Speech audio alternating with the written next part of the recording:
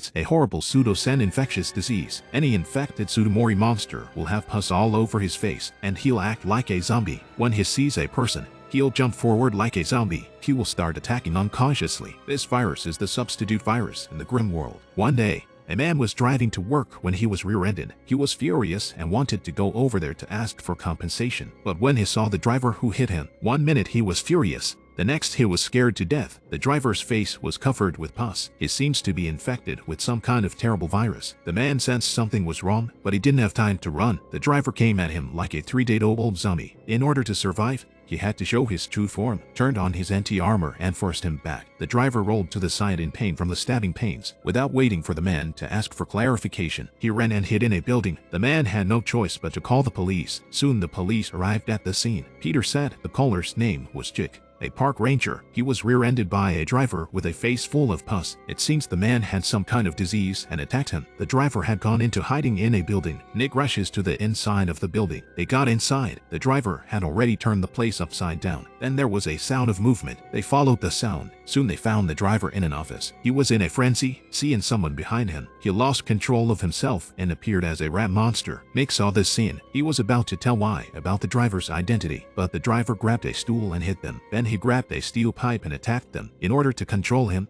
Y had to empty his clip and send him away. Then they came to the driver's side. Seeing the pustules on his face, Nick thought he had some kind of disease. That's why he was attacking people like a zombie, and the driver is a rat monster. This case is not as simple as it seems. Then they packed up the driver's body. They found Chick and asked him about the details of the rear-end collision. They didn't get much out of the driver, except that he was covered in pus. Just as they were leaving, Jiki said he needed proof of the accident. He had to go to the insurance company for reimbursement. Nick, who was in a hurry to get back to the police station,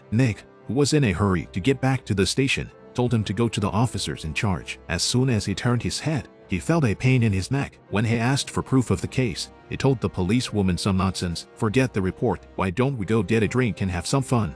You are out of line. Keep your distance. The driver ate it all right. I'm just saying. Then Nick and the boys went to the coroner's office. The coroner said the driver, Stanton, had some kind of infectious disease. The cause of death was also a virus, but the classification of the virus is unclear. But the strange thing is, it's not contagious. How could Stanton have gotten it?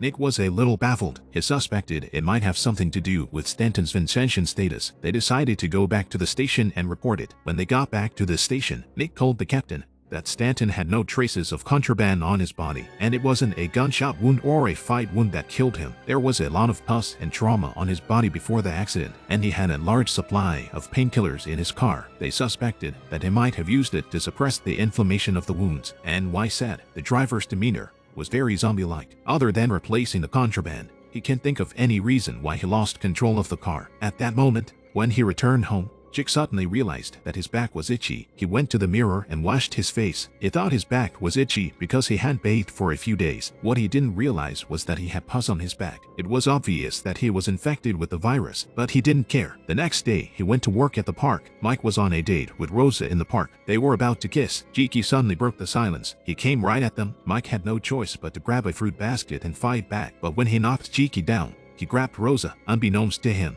Mike grabbed her and ran. And Jiki, when he woke up, he didn't give up on them. Luckily, they got into a car and escaped. By now, Peter had found out Stanton's address. He found out he had a wife. To find out what was wrong with him, they decided to split up. Peter and Y were to investigate Stanton's wife. Nick went back to the caravan to check the books. Soon they found a description of the disease in the book. It's a virus that's only transmitted in the Pseudosamasa enclosure. The virus was originally found in domestic pigs. They're similar to the Resident Evil alternate virus. The infected person's body will grow pustules, and they attack others unconsciously like zombies. As long as the Tsudomori are infected by this virus, they'll get sick in less than a day. Although they won't infect humans, but the host's aggressiveness should not be underestimated. That's when Y called. He said Stanton's wife works at the Animal Research Center. He was working with domestic pigs. When Nick heard that, he realized the danger, but before he could call the house, he arrived at Stanton's house. Just as he arrived at the house, he saw Stanton's sick wife. Before Peter could react, he grabbed the 40-meter knives and came at him. Peter rolled over and pushed him out of the way. Then he lay down on the ground and called for backup. When Stanton's wife got up,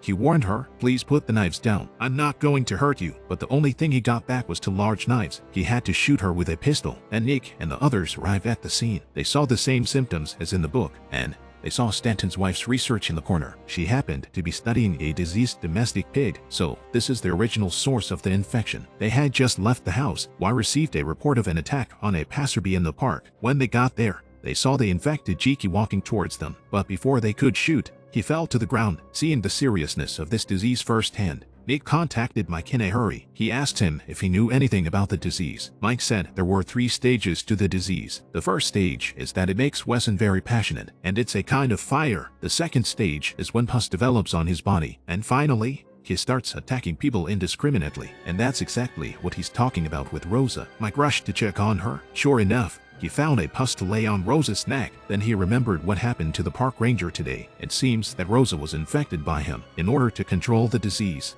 Mike tried to keep Rosa awake. Then he told her about her condition. He urged her to find a cure. She was the only one in the pharmacy who knew anything about it. And Rosa, once she was awake, tried to find the cure. But as soon as she found the book, she couldn't hold on and fainted. Mike had no choice but to do it himself. While he was making the antidote according to the book, Nick and the others came to the drugstore and brought Jiki here. When he saw him, Mike said they were attacked by him in the park. Rosa was infected by him. Then there was a commotion at the back door. They went up to the back door. Rosa broke the window and escaped. In order to keep the disease from spreading, Nick was tasked with finding Rosa. Mike made the antidote and poured it into Jack immediately. Soon Nick found Rosa in the alley. By now, Rosa was in the 3rd stage of the disease. In order not to hurt her, Nick decisively grabbed the cargo knife. Then he knocked her out. Then he took Rosa back to the pharmacy. After pouring the antidote into her mouth, they waited for the antidote to take effect. It wasn't long before Jiki, the first to drink the antidote, was slowly recovering, and Rosa's symptoms disappeared as soon as she was treated. Finally, thanks to their efforts, the pseudo-senile epidemic was brought under control. The show was created by Jim Koof, David Grimmworld, a producing duo from Angel Investigations. The show is based on archetypal characters and stories from Grimm's fairy tales, with most of the stories and characters in the show coming from characters in the books. Portland Police Department officers Nick Burkhart David Giuntoli has just been promoted to homicide detective. He is getting ready to make his mark on his new job, but he begins to see horrific sights that can't even be explained with words. Nick's Aunt Marie reveals a shocking secret to Nick, and Nick's life changes forever. Marie claims that the Burkhart family's ancestors belonged to a group of hunters known by the code name the Grimm. The Grimm are tasked with stopping a world full of supernatural creatures that seek to overrun the world and destroy the human race. As Nick learns more about his family's background, he realizes that he has an obligation to the Grimm.